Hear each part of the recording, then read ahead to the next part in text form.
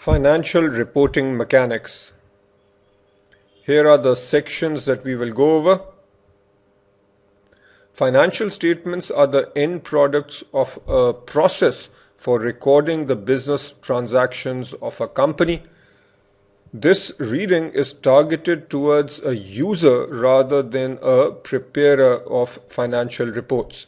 As discussed in the previous reading, we need to take the perspective of a financial analyst who is essentially a user of the financial reports. Classifications of business activities. Essentially, business activities can be classified into three categories.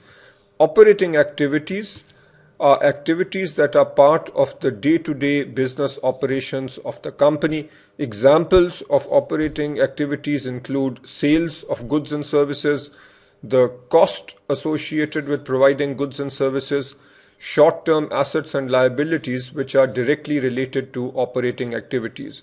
Examples would be accounts receivable, where you are selling your goods and services and not receiving cash immediately. The asset that is created is called the accounts receivable, and that is being created because of your operating activity. In parentheses, we identify the accounting elements associated with these activities. Sales of goods and services corresponds to revenue. The cost associated with selling corresponds to expense denoted by X, and assets and liabilities are denoted by A and L. The second major category is investing activities. These are activities associated with acquisition and disposal of long-term assets.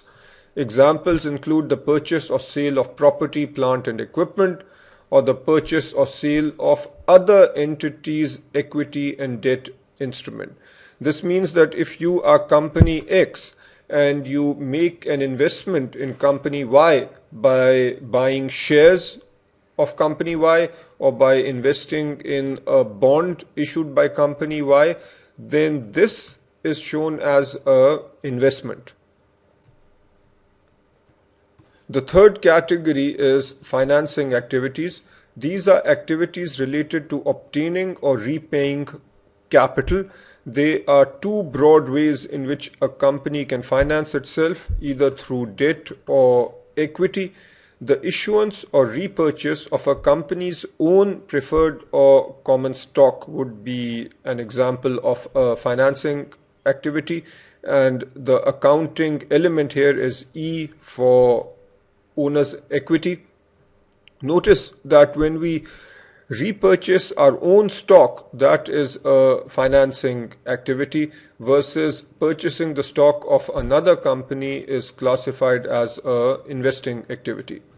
The issuance or repayment of debt is also a financing activity, and the accounting element is L or liabilities, and dividend payments are also considered financing activity because this represents the flow of funds from the company to the shareholders.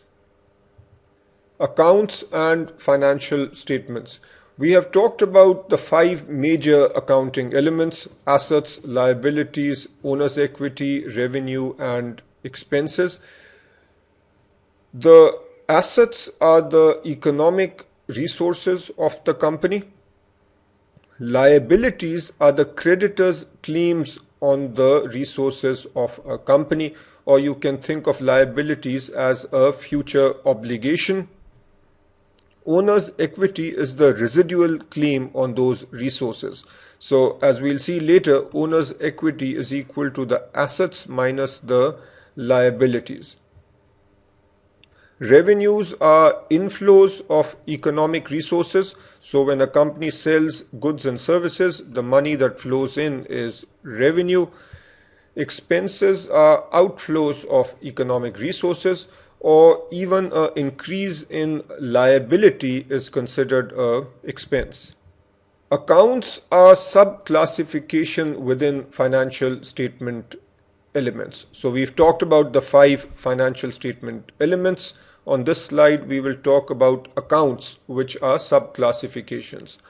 Accounts are individual records of increases and decreases in a specific asset, liability, component of owner's equity, revenue, or expense. Let us take a look at some examples. So as we've discussed, assets are a financial statement element. Within assets, we can have several accounts, such as cash and cash equivalents would be an account, accounts receivable is another account, and so on. Listed in the top segment are current assets, and over here we have non-current assets. Here are examples of some accounts that fall under the liabilities category. Owner's equity is a residual interest, and here are some categories within owner's equity. Common stock par value, this would typically be the contribution made by the owners initially. Sometimes you will see the term contributed capital. This is the amount that the owners contribute when they start the business.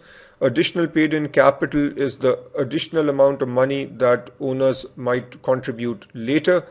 Retained earnings, when a company generates profits and reinvests those profits into the company itself, that amount is called retained earnings. Other comprehensive income is a slightly more complicated concept, and we will discuss this later.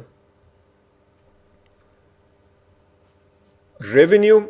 Under revenue, we can have revenue, sales, gains, investment income. Essentially, this is a flow of economic benefit to the company.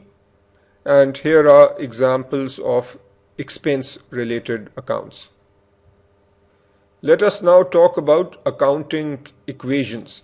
The most basic accounting equation is shown right here. Assets equal liability plus equity, and this is illustrated through a very simple balance sheet. The balance sheet of company XYX on 1st January 2001, assets 1000, and that equals the liabilities plus equity. Let's say that this equity of 600 is the contributed capital. So the person who set up this company contributed 600, borrowed 400, and purchased assets worth 1000. This is the income statement for 2000 for the full period. Let's say that the company generated revenue worth 300, expenses were 100, so net income is 200. The net income is revenue minus expenses. A company can do two things with net income. Either the company can pay money out as dividend, or the money can be reinvested. This reinvested amount is also called retained earnings. So our retained earnings for 2001 in this example equal 180. And I will put this out over here because many people get confused about this. The net income is equal to the dividend plus the retained earnings for the year 2001 in this particular case. Notice the net income of 200 is the dividend of 20 plus the retained earnings of 180. Given this income statement, what does the balance sheet look like at the end of the year? The answer is right here. Notice that the equity has gone up by 180. So from 600, the equity has gone up to 780. This is because the equity is equal to our initial contributed capital of 600 plus the retained earnings of 180. That gives us 780. The assets have also gone up by 180 because our liabilities are the same. You can think of this 180 reinvested as adding to the cash balance. So our assets go up by 180. Another equation that is useful is shown right here. Assets can be computed as follows. Liability, which is 400, plus the contributed capital, which in our example is 600, the beginning retained earnings. At the start of the year, 1st January 2001, the retained earnings was 0, so we have nothing here. And then revenue, which is 300, minus expenses, which is 100, minus the dividends, 20. Notice that this amount here, revenue minus expense minus dividend, is simply the retained earnings of 180 for the year 2001. This expression will also give us an answer of 1180 for our assets. Continuing with that same example, we now have the balance sheet on 1 January that looks like this. Assets 1180, liabilities 400, equity 780. The income statement for 2002 is the same, and we've done that for simplicity, and assume that as in the previous year, we pay out a dividend of 20 and reinvest 180. The question now is that assuming liabilities remain unchanged, what is the value of assets and equity at the end of the year? Through this example and through the previous one, I hope you recognize that the reinvestment amount or the retained earnings is what connects the balance sheet to the income statement to the balance sheet at the end of the period. The reinvested amount is 180. This means that our equity again is going up by 180. So the value of equity at the end of the year will be 780 plus 180. And since the liabilities are staying the same, the liabilities are still 400. The assets will be 1180 plus 180. Let us now take a look at the accounting process. Accountants must record business transactions such that periodic financial statements can be prepared. Let's consider a small business. John started a small trading business. The table below shows the business activities and the corresponding accounting treatment. Actually, you need to come up with the accounting treatment, and in a few seconds I will display the correct answer. John capitalized the business with an initial deposit of 600. You need to come up with the accounting entries. Then John borrowed 400 and he bought inventory for 500. Here is what you should come up with. John contributed 600 to the business. So cash goes up by 600 and contributed capital, which is equity, goes up by 600.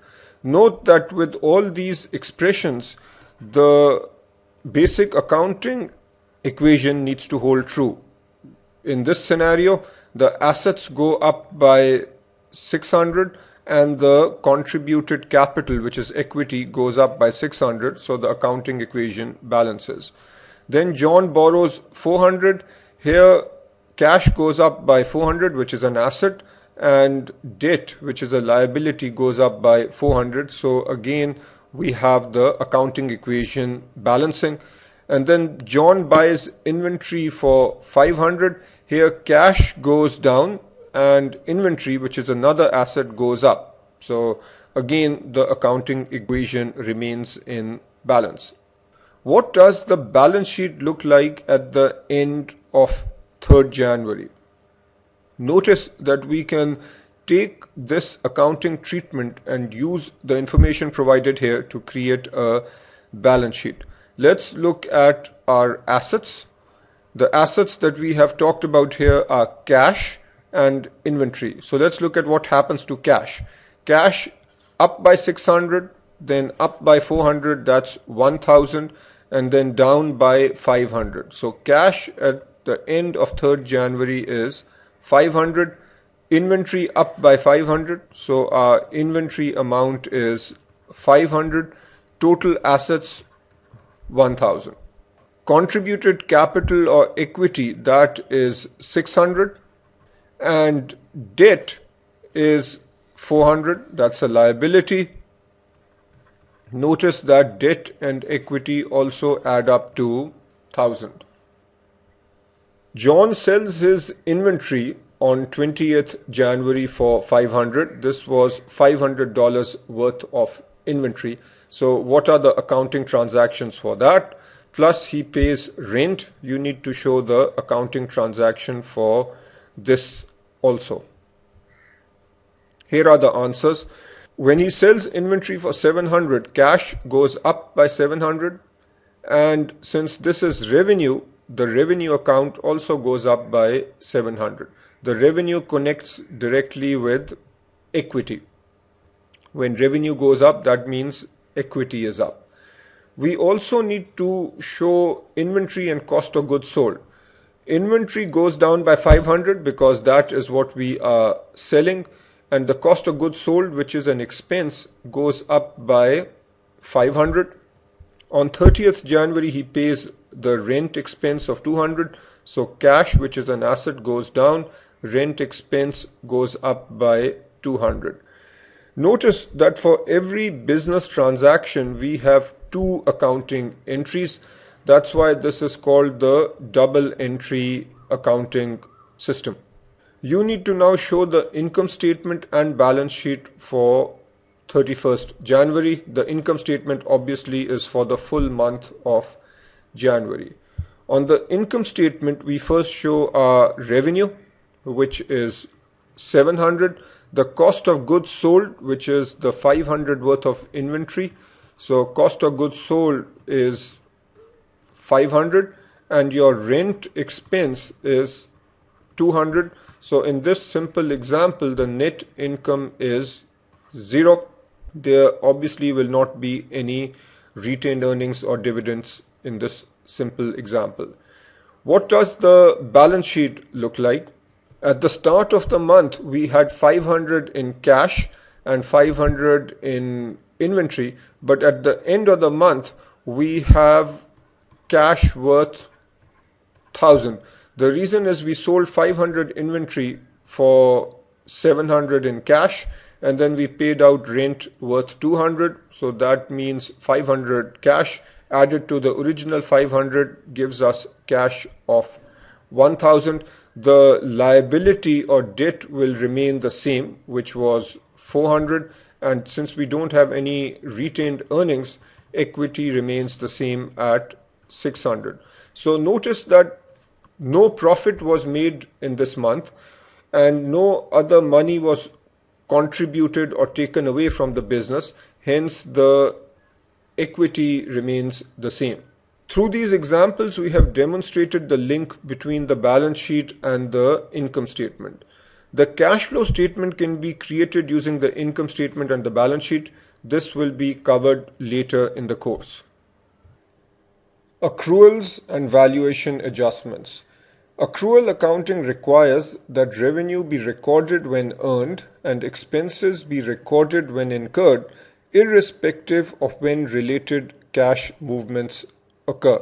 In other words, accrual-based entries need to be made when there is a difference between the movement of cash and the recording of a particular revenue or expense transaction.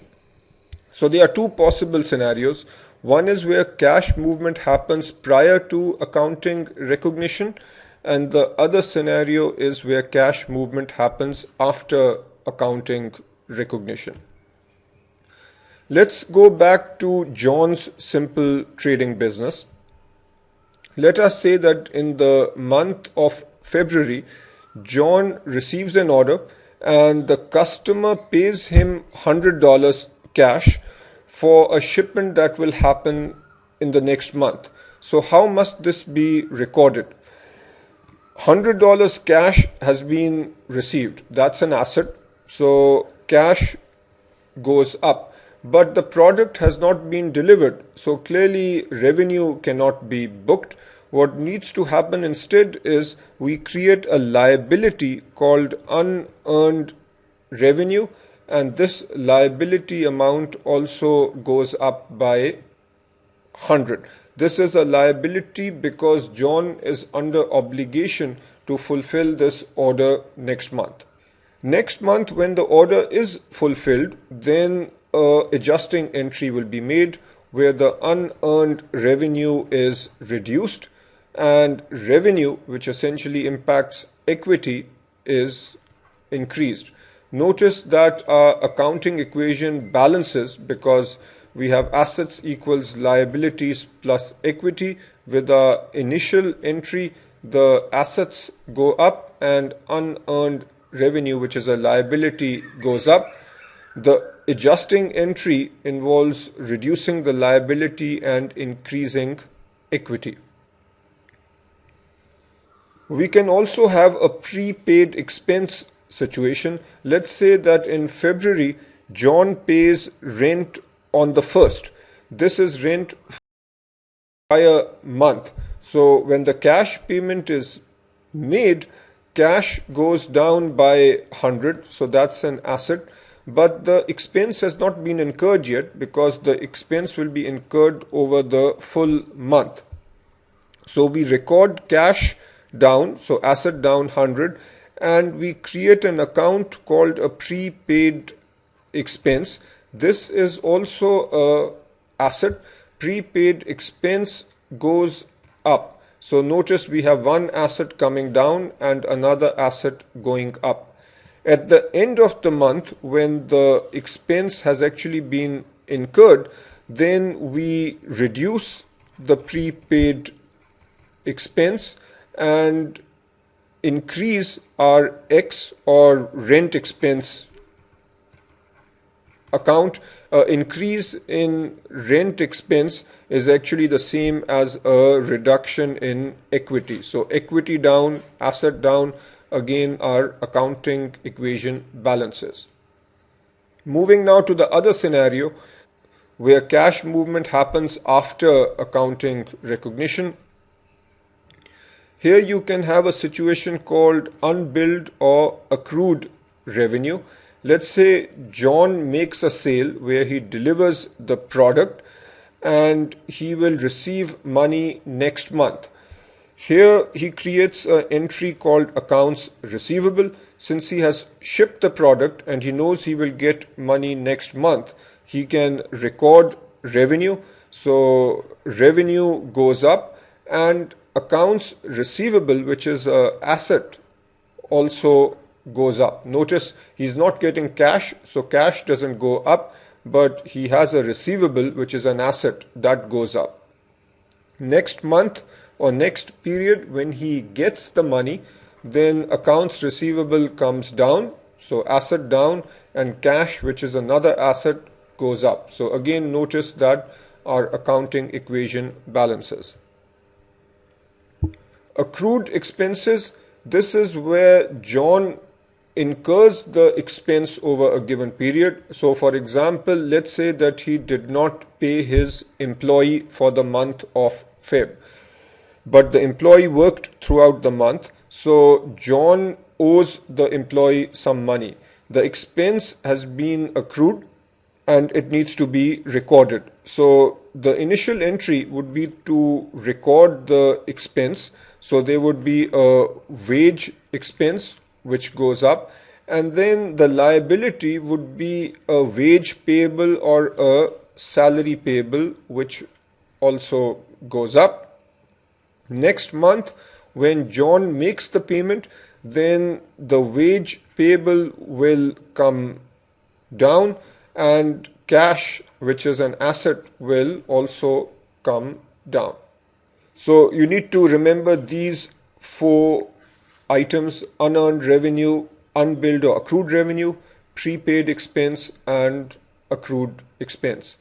If the cash movement happens at the same time as recognizing revenue or incurring an expense, then these accounts do not need to be created. Accrual entries allocate revenues and expenses into appropriate accounting periods. And just to illustrate this point, let's say we have 3 accounting periods, 1, 2, and 3. Let's say that John buys inventory in period 1 and he makes a payment. So cash out in period 1. He makes the sale in period 2, but this is a credit sale, so he doesn't get any money. He books revenue but receives money in the next period. So the money that he gets is in period 3. If we were to use a cash-based accounting system, then our profit and loss statement would look a little strange, because in the first month we will have a big loss, money out. It would seem like nothing happened in the second period, and in the third period there would be a large amount of money in. So this would seem a little strange because the action is happening in the second period, but nothing is being recorded there. Accrual-based accounting helps address this issue. With accrual-based accounting, we recognize the revenue in the second period because that's when the product was sold, and the expense is also recognized in the second period because that is when the product was sold. And the way this happens is as follows. In the first period, when the inventory is purchased, we do not show a expense on the income statement, but what we do is show inventory as an asset on the balance sheet. In the second period, when the inventory is actually sold, that's where we reduce or remove the inventory from the balance sheet and show it as an expense, the cost of goods sold expense. And because the sale is happening in the second period, we actually show the revenue in the second period, even though the cash is received in the third period. So by showing the expense and revenue in the second period, we have a meaningful description of what is happening. The cash then is received in the third period, at which point the accounts receivable comes down and cash goes up. But notice that because of accrual accounting, we can show the revenue and expense in the second period. Valuation adjustments are made to a company's assets or liabilities so that accounting records reflect current market value rather than historical cost. This will be covered in detail later, but just a very simple example. Let's say that in period 1 we bought inventory worth 100, and then for some reason the market value of this inventory came down substantially. According to financial accounting rules, companies are required to then write down the inventory. So let's say the market value is down to 60. This writing down from 100 to 60 is called a valuation adjustment. Here is a really basic accounting system. Step 1 is to record journal entries. Here the business transactions are recorded chronologically, and we have seen this earlier. We talked about a situation where John capitalized his business, so that was on 1st January, where equity went up and cash went up. Then he did some transactions on 2nd January and so on. Journal entries are entries which are made in chronological order. So the first one is recorded first, second is recorded second, and so on. In the accounting system, they are recorded based on debits and credits, but as financial analysts, we don't really need to worry about debits and credits. The curriculum makes a brief remark and points out that it does not really use this terminology, because in the real world, the interpretation of debit and credit is different from the accounting interpretation, which creates some confusion. So by and large, we will avoid this terminology. Journal entries are then categorized or organized or sorted by account in the general ledger. So all transactions related to cash will be shown in the cash account, transactions related to inventory will be shown in the inventory account, and so on. The general ledger is then used to create the trial balance. Here account balances at a particular point in time are shown.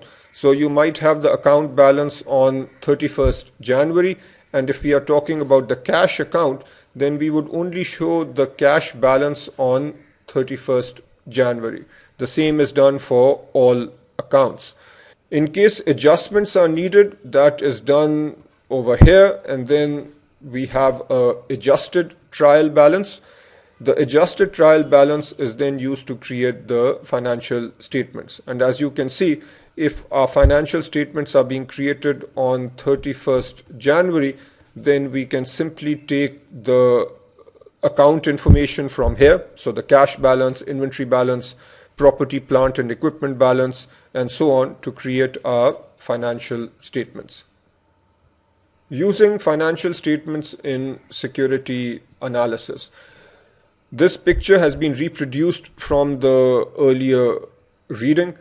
You are a financial analyst. How and where do you use financial statements? So as discussed before, once you have defined your objective, you need to collect data, and an extremely important element here is the financial reports and financial statements, among other information. But you need to take the financial reports, you need to process information in the reports, analyze and interpret information in the reports, and so on. So clearly, the use of financial statements and reports is important. However, as a financial analyst, you must recognize that a lot of judgment has been used by accountants in creating the financial reports. So they are judgments and they are estimates. And you need to understand those judgments and estimates, because you might have a different view on a better estimate or on a different judgment. So recognize the fact that accrual-based accounting creates an opportunity for judgment and estimates, and you need to understand those judgments and estimates by carefully studying the footnotes and the management discussion. As a financial analyst, you then might need to make your own adjustments. As an example, if you are comparing two companies, one that follows a particular accounting standard and another which follows a different standard, then to make a comparison, you have to adjust so that you are making a apples to apples comparison. At times, you need to study the financial reports and infer the various transactions, because as a financial analyst, you will not have direct access to the transaction data. At times, companies might deliberately misrepresent financial reports. And again, as a financial analyst, you need to try and determine that. Ratio analysis is a tool which can assist. Just as a simple example, if you notice for a given company that the revenue numbers are going up, but the cash flow from operations are going down, through ratio analysis, you can detect this trend which would concern you, and then you can get deeper into the potential problem. This is something that we will see in a lot more detail later in the course. That brings us to the end of this reading. I will summarize the most important points. You need to understand the 5 major financial statement elements, and the fact that accounts are subcategories within financial statement elements. You need to understand the major accounting equations. So assets equals liabilities plus equity, and then equity can further be broken into contributed capital plus beginning retained earnings plus the retained earnings during the year, which is essentially revenue minus expenses minus dividends. You need to understand the process of recording business transactions, and again, don't need to get into debits and credits, just need to understand what's happening to assets, liabilities, equity, the revenue and expense accounts, and these impact equity. You need to understand the relationship between the income statement and the balance sheet. Essentially, the income statement shows the profit. When we remove the dividend, we are left with retained earnings. The retained earnings essentially add to the equity amount and asset amount on the balance sheet. You need to understand the flow of information in an accounting system. And finally, you need to know how you as a financial analyst need to use the accounting process in security analysis. Read the summary for this reading in the curriculum, it's good. Review the learning objectives. The examples are few and somewhat complicated, but if you already have some sort of an accounting background, then you can go through them and you can learn quite a lot from them, but it will take a fair amount of time. The practice problems are excellent, but not enough. So you also should try to do as many practice questions as possible from other sources. That is it.